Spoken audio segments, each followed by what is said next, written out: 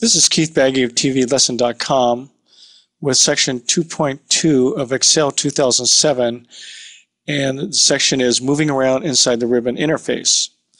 Now, this is a brief overview because later on during the lessons we're going to be going through the ribbon in greater detail, but we're just going to go through it, the different tabs here. Now, the first tab here is the main one that you would be using, the Home tab, and it has things in here where you can cut and paste.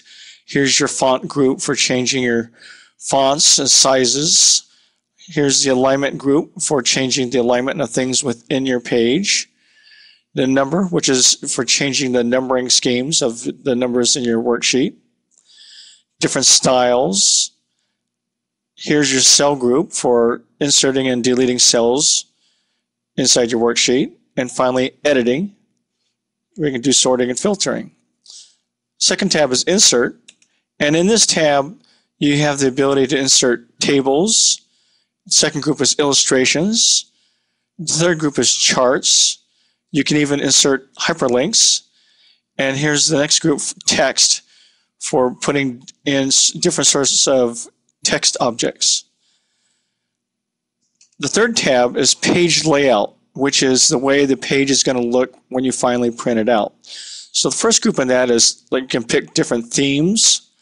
You can pick different ways that the page is set up as far as, let's say, margins or orientation or the size of your worksheet or different backgrounds. The next group is scaling to fit depending on your page or the size of paper that you're going to be printing on. The next here is sheet options, where you can pick and choose things to view or leave invisible, such as your grid lines or your headings. The next group is arranging your worksheets, so you can specialize, you can customize it, whether you want it front to back or back to front, rotating it and aligning it. The next tab is Formulas, and in this tab you have the function library where you can pick different functions. You can go over here to define names. You can go over here for error correction for formula auditing, so you can do all kinds of error checking, or you can evaluate formulas. And the next group here is calculation, where you can pick the options for your calculations. Now the data tab is for sorting and filtering your information. And you can see here the first group is getting external data or the type of connections. And here's the main group, which is sorting and filtering. The next group is here is data tools, where you can have it remove duplicates. You can have it consolidate numbers. The next group is an outline of how you want to change the outline of your information. Next tab is Review, where this is for proofing of your spreadsheet. So your first group is your proofing. The next group is for comments, since the new feature for Excel is you're going to be allowing other people to share and add into your worksheet, and so you add in comments about things that you've added as compared to what other people have added.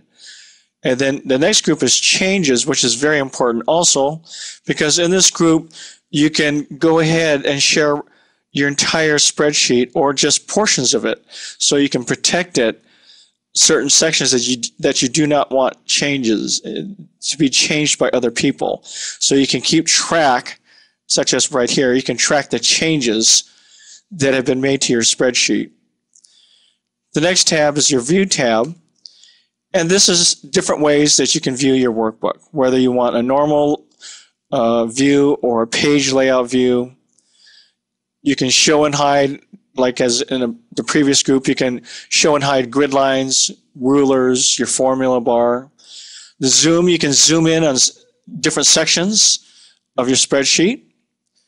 And then on the window group, this is where you can switch windows between different worksheets, or you can save the workspace, or even split your worksheet so that you can look at things side by side. And over the next group, this is macros. So that completes this section. We'll be going into it in greater depth later on. And that concludes this lesson.